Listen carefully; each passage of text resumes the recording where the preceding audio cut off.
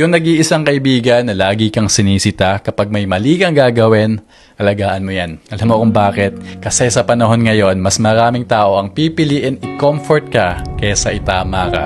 Mas madaling sabihin na okay lang yan, kaya mo yan, wala kang kasalanan. Pero yung kaibigan na kayang sabihin, mali ka, tumigil ka, hindi ka ganyan, hindi sila against sa'yo. Protection yan para sa'yo. Kasi nakikita niya kung ano yung hindi mo nakikita kapag emotional ka. Nakikita niya kung paano mo sinisira yung sarili mo sa mga desisyon mo na alam mong pagsisisihan mo din.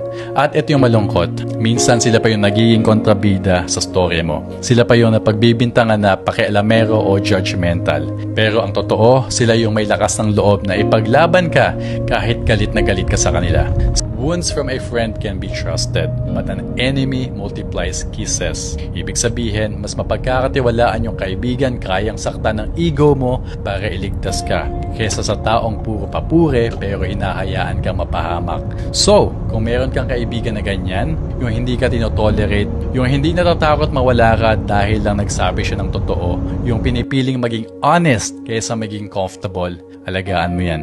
Kasi habang tumatanda ka, makikita mo, hindi lahat ng nagmamahal sa'yo marunong magsabi ng totoo. At hindi lahat ng nagsasabi ng totoo ay kaaway mo. At minsan, sila pa yung sagot sa dasal mo na, Lord, ilayo mo ako sa maling landas.